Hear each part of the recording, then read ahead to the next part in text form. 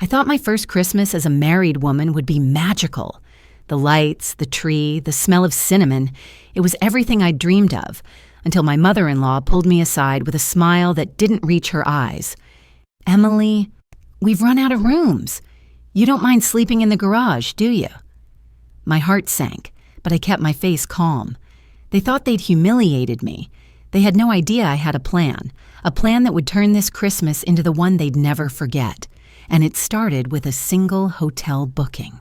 I had rehearsed this moment in my mind for weeks, walking into my in-laws' home with a smile that would blend seamlessly into their curated warmth. The air smelled of mulled wine and cinnamon, the kind of holiday fragrance you see in commercials. The living room glowed with fairy lights, a towering tree dressed in gold and silver ornaments, standing proud in the corner. My mother-in-law greeted me with a hug that was just tight enough to appear genuine, but cool enough to feel staged. The whole Parker family was there, sisters-in-law in their perfectly pressed sweaters, nieces with ribbons in their hair, and my father-in-law by the fireplace, holding a glass of brandy. They welcomed me as if I had always been a part of this tradition, as if my place was unquestionable. But it was all too polished, too precise, as though the scene had been rehearsed. I placed my overnight bag in the guest room my husband had indicated, then noticed something curious. On the bedside table, there was a holiday card addressed to the Parker family. My name wasn't printed. Instead, my first name was scribbled in pen below the printed list of family members, a detail so small yet so deliberate. It was the kind of thing you could ignore, unless you knew better. Over dinner, the atmosphere felt almost cinematic. The clinking of wine glasses, the gentle background music, the hum of polite conversation, it was perfect. Until the compliments began to carry a certain weight. "You're such a quick learner in the kitchen, Emily. Not quite like the women in our family, but you try," my sister-in-law said sweetly, slicing her roast. My mother-in-law followed with a toast. "To Emily, who has adjusted so well considering where she comes from." Laughter sprinkled the table, polite but sharp enough to sting. I smiled, letting the remarks pass over me like light rain. Outwardly, I was serene. Inwardly, I was taking mental notes. Every glance, every smirk, every comment. They were carefully cataloged. After dessert, I stepped away to the hallway to get my phone, passing the kitchen where low voices carried from just beyond the door. I froze. "She'll understand," my husband's voice said. My mother-in-law replied, "The rooms are full. It's only one night in the garage. She's resilient, and it's better this way, don't you think?" I could hear the clink of glasses, the sound of my husband's short laugh. "It's just Emily. She'll take it well." The words were casual, but they sliced through me sharper than any direct insult. In that moment, the pieces came together. The carefully orchestrated welcome, the little comments, the card with my name tacked on at the end. It wasn't just a family gathering, it was a test. I stayed perfectly still, my breath steady. They thought I was outside of earshot. They thought I was naive enough to accept whatever arrangement they decided was appropriate for me. When I returned to the living room, I wore the same serene smile as before. My husband met my eyes briefly, unaware of what I had just overheard. As the evening wound down, my sister-in-law leaned closer with a smirk that mirrored her mother's. "Hope you're not expecting much from the accommodations. You'll see what I mean." I didn't flinch. "I'm sure it will be memorable," I replied softly. Inside, my pulse quickened, not with hurt, but with clarity. This wasn't just an uncomfortable moment. This was an opportunity. I walked back into the living room just in time to see my husband place a few extra logs on the fire. The warmth of the flames contrasted sharply with the cool precision of his family's smiles. My mother-in-law approached me, her hands folded as though she were about to deliver great news. "Emily," she began, her voice carrying a note of polite authority, "about the sleeping arrangements. The rooms are all full, as you've probably noticed. We thought you might be comfortable in the garage. It's only for a night, and it's quite cozy." I paused just long enough to make her believe I was considering the request.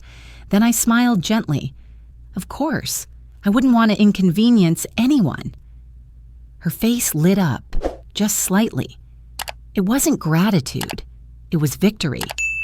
That was when I realized something crucial. Silence would be my sharpest weapon. In their minds, my compliance would confirm everything they already believed about me, that I was harmless, adaptable, easy to manage. As the conversation shifted to dessert plans, I excused myself to grab my overnight things. In truth, I headed to the garage to inspect my so-called accommodations. The cold hit me first, followed by the faint smell of gasoline and dust. A single cot had been set up near the far wall, with a thin blanket folded neatly on top. A small space heater hummed quietly in the corner, barely enough to take the edge off the chill. I pulled out my phone, making sure the sound was off, and took a series of photos, close-ups of the blanket, the bare cement floor, the exposed rafters. Each image was deliberate, evidence I didn't yet know exactly how I'd use, but I knew I would. Then I composed a short message. Garage accommodations confirmed. Merry Christmas to me. I attached the photos and sent them to a single contact, Claire Thompson. Claire had been my closest friend in college. While I pursued my career in tech, she became a prominent financial journalist. We hadn't spoken in months, but I knew she'd understand the subtext of my message. Within minutes, my phone buzzed. Emily? I'm sorry, that's insane. Are you okay? I smiled faintly at the screen. Better than okay. You'll see. Back inside, I blended into the evening's festivities, sipping wine and listening to stories about family vacations and childhood traditions. To them, I was perfectly at ease. In reality, I was planning my first move. The next morning, as the family busied themselves in the kitchen, I slipped outside to take a call from Claire. Emily, she said without preamble, you've been off the radar for months, but I've been watching the markets. I don't know if you've seen the latest projections, but your company's stock is about to double in value next week. I kept my voice steady. That's good to hear. It's more than good, she pressed. If you exercise your options now, your net worth is going to shift dramatically. We're talking major headlines if this ever went public. Her words solidified something in my mind. This wasn't just about comfort or status anymore. It was about control. And control, I realized, was something I had in abundance. I appreciate the update, Claire, I said, my tone calm but deliberate. And I think I might have a little holiday project for you. Back in the kitchen, my mother-in-law was directing the placement of china plates while my sisters-in-law debated over dessert recipes. I offered to fetch a few ingredients from the store, earning a chorus of polite refusals. They didn't want my help. They wanted my absence. Perfect. I stepped into the cold air again, this time under the pretense of calling my parents to wish them Merry Christmas. In reality, I walked 2 blocks to the quiet side street where my car was parked and opened my phone to a hotel booking app. Scrolling through options, I bypassed the lavish suites in downtown Chicago. I wasn't looking for luxury, I was looking for precision. I found exactly what I needed. A boutique hotel just far enough from the Parker home to be inconvenient, but close enough for them to feel the sting of the contrast. Elegant, understated, and utterly unremarkable to anyone outside the circle. I booked multiple rooms under an alias, prepaying for a 3-night stay beginning that evening. I added a note for the front desk. No names mentioned upon check-in. Guests will be directed here without prior notice.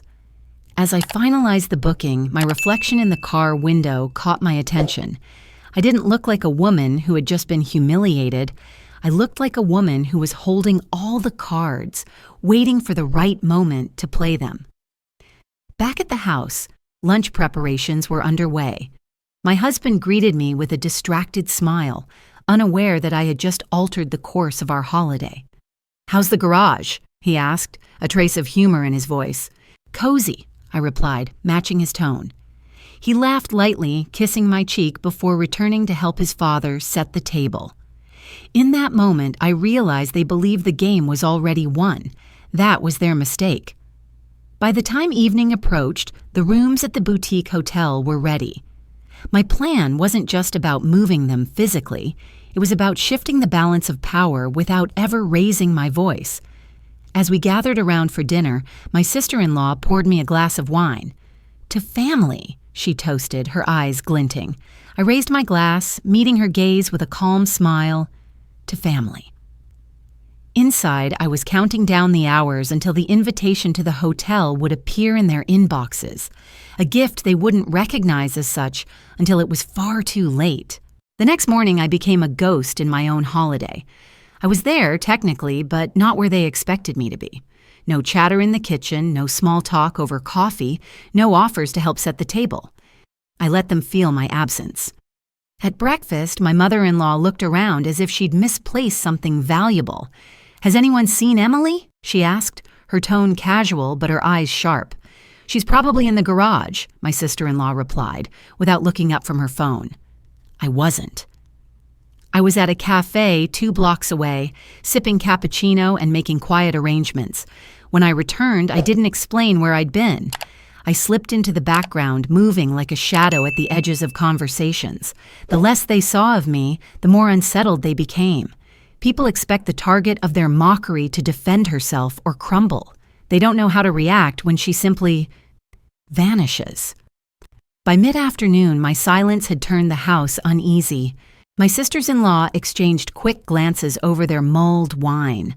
My mother-in-law's laugh was slightly too loud. Her stories stretched a little too long.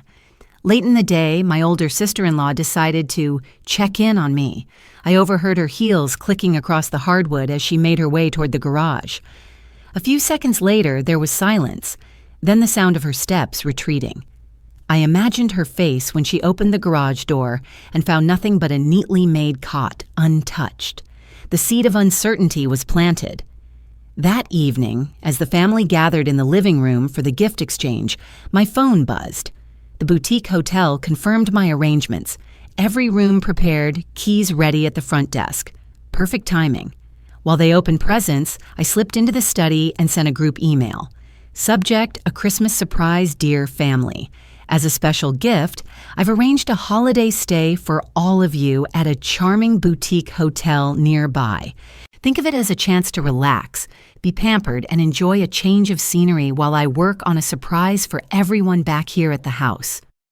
The reservation starts tonight. Details are attached. Warmly, Emily, I pressed send, returned to the living room, and took my seat beside my husband. Within minutes, notifications began pinging around the room. My mother-in-law was the first to speak. "Emily, what is this?" She held her phone up as if I might explain away the words in black and white. I smiled softly. "Just a little something for the family. It's Christmas. Everyone deserves to be spoiled." Her eyes narrowed, but the room was already buzzing with speculation. My father-in-law muttered something about packing. My sisters-in-law exchanged quick glances again, unsure whether this was generosity or something else entirely. An hour later, they began loading suitcases into their cars. My husband hesitated, but I reassured him. "It's just for a night or two," I said. "You'll all love it." As the last taillight disappeared down the street, I stood alone in the quiet house. For the first time since arriving, I could breathe. Meanwhile, at the boutique hotel, the Parkers were checking in. The lobby was stylish but understated. Muted tones, soft lighting, no holiday grandeur. Their rooms were immaculate but small, the kind of elegance that whispers rather than shouts. It wasn't the kind of place they would normally choose, and that was the point.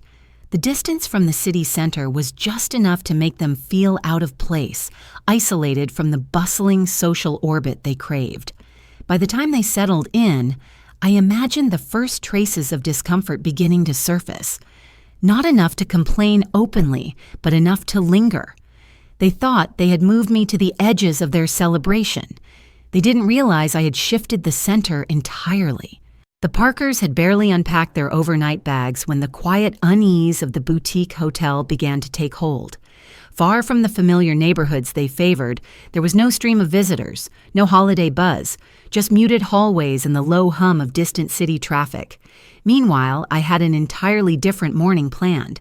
My driver picked me up at the house and we headed downtown.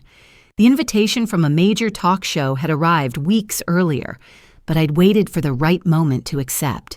Today was that moment. The studio was bright and bustling, yet there was a calmness to my preparation. My stylist helped me into a tailored navy dress from an under-the-radar European designer. Quiet luxury, the kind that whispered power without screaming for attention. A delicate gold bracelet at my wrist, hair swept back, makeup understated. It was the kind of look you wear when you don't need to prove anything. On set, the host greeted me warmly. "Emily Parker, CEO of one of the fastest-growing tech companies in the country. Welcome. It's a pleasure to finally have you here." We spoke about leadership, innovation, and the challenges women face in male-dominated industries. But midway through, the host leaned forward slightly. "I understand you've had personal experiences where your capabilities were underestimated, even by those close to you?" I smiled, a controlled, measured smile.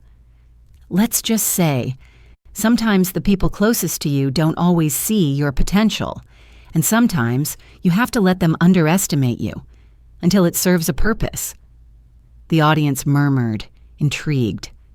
I didn't give names, didn't offer specifics, but the implication hung in the air. My words were crafted like a mirror, clear enough for those who recognize themselves, but opaque to everyone else. As the segment aired, my phone began to buzz nonstop. Messages, tags, and shares flooded my notifications. Clips of the interview spread quickly, especially the part about people underestimating you. At the boutique hotel, the Parkers gathered in the small lounge.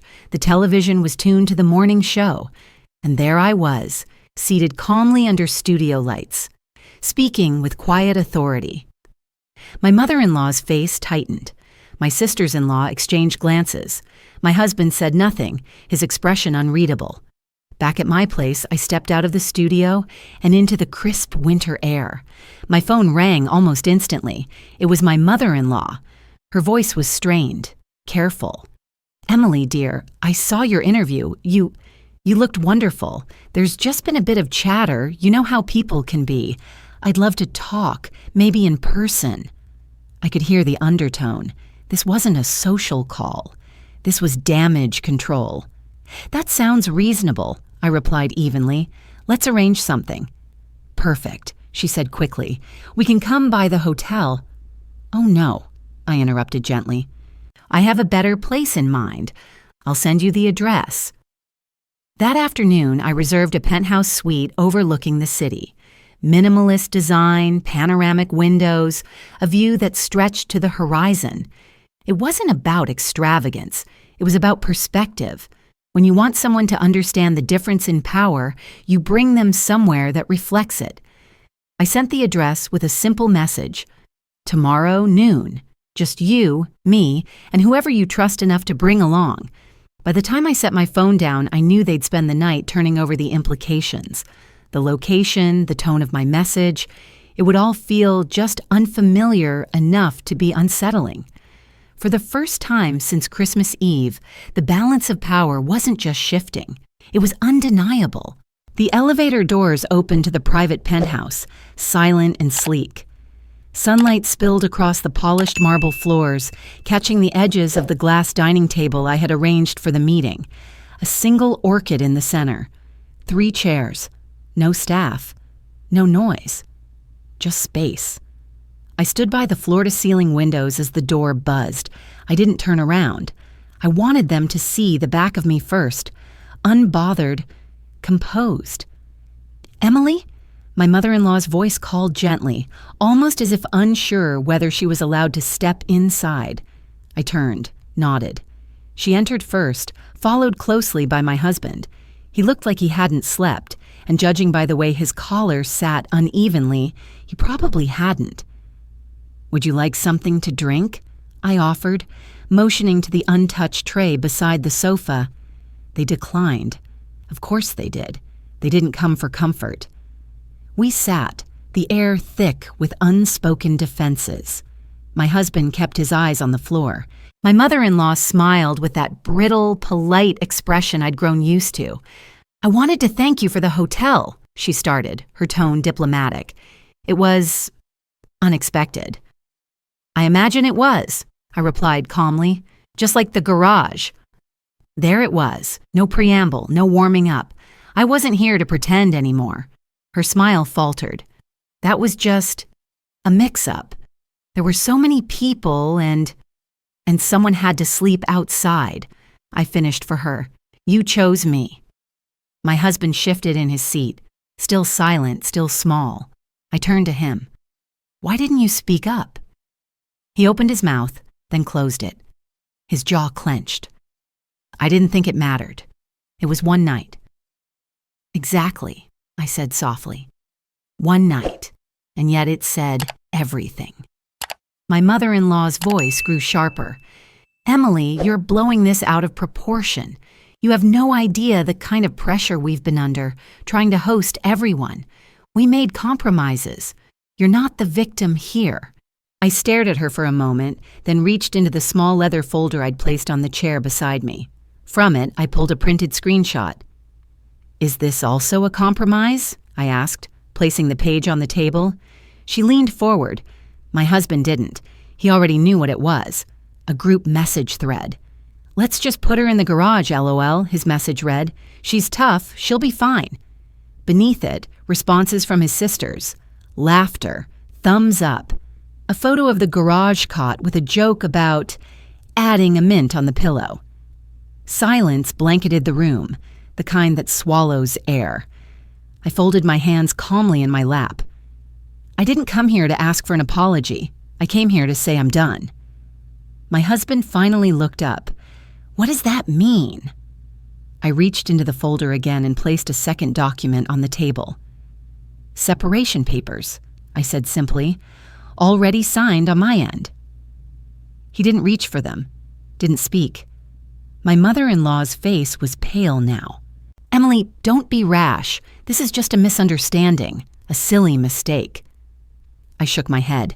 It's not a mistake, it's a mirror. You showed me exactly where I stand in this family, and I've decided I don't want to stand there anymore. He leaned forward then, desperation seeping in. Emily, come on. We've had good times. You can't throw this away over one incident. One? I laughed, quiet and cold. It wasn't one.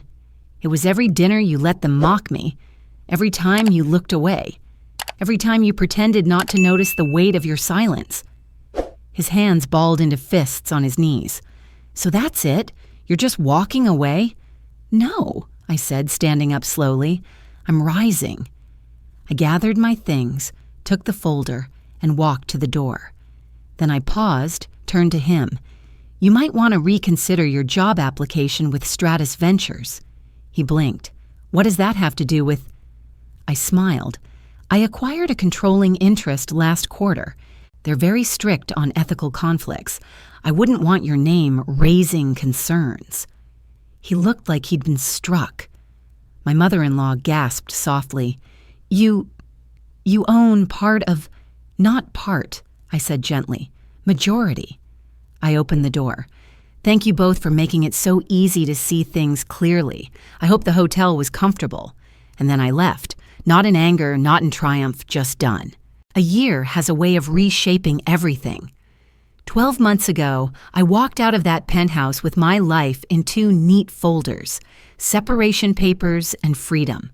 Today, I stood on a stage in front of a sold-out audience, holding a book that bore my name in bold letters. Boundaries, the art of choosing your place. It wasn't just a memoir, it was a manifesto on resilience, dignity, and the unshakable decision to choose yourself when others won't. The book had taken on a life of its own. Within weeks of its release, it climbed bestseller lists. Not because of scandal, my name never appeared alongside the Parkers, but because the story resonated. People saw themselves in my quiet refusals, in my strategic silence, in my decision to leave without theatrics. When the publisher suggested a holiday launch event, I knew exactly what I wanted it to be. On December 24th, the anniversary of my last Christmas as a Parker, I rented a historic ballroom downtown. But it wasn't for press or industry insiders. It was for women who had been made to feel small by the very people who should have protected them. Daughters ignored, daughters-in-law dismissed, wives erased. The tables were lined with evergreen garlands and candles. The air was warm with spiced cider and laughter. No hierarchy, no seating charts, just women finding each other in shared survival. I moved through the crowd, shaking hands, listening to stories that felt achingly familiar. A young woman told me how her fiancé's family treated her like just a guest. A mother of two whispered how her in-laws never learned her favorite holiday dish after 10 years of marriage. Every story felt like a stitch in the same tapestry. At the end of the night, we gathered for a group photo. Dozens of women, arms linked, heads high. I stood in the center, not as a savior, but as someone who had simply gone first. Hours later, that photo surfaced online with a caption someone else had written, "Garage to Grace." It spread quickly, unplanned, untamed. By Christmas morning, the hashtag was trending. I didn't check the comments. I didn't need to. The next months unfolded quietly. Invitations poured in. Universities, leadership conferences, even corporate boards. My story wasn't just a personal narrative anymore. It had become a case study. Professors dissected the decisions, the strategy, the boundaries. In a lecture hall at Wharton, I listened as a professor summarized my choice to book the boutique hotel as an elegant exercise in shifting power without confrontation. The students took notes as though it were a business tactic. I didn't correct them. In many ways, it was. But my life wasn't about the Parkers anymore. It wasn't about revenge. It was about space.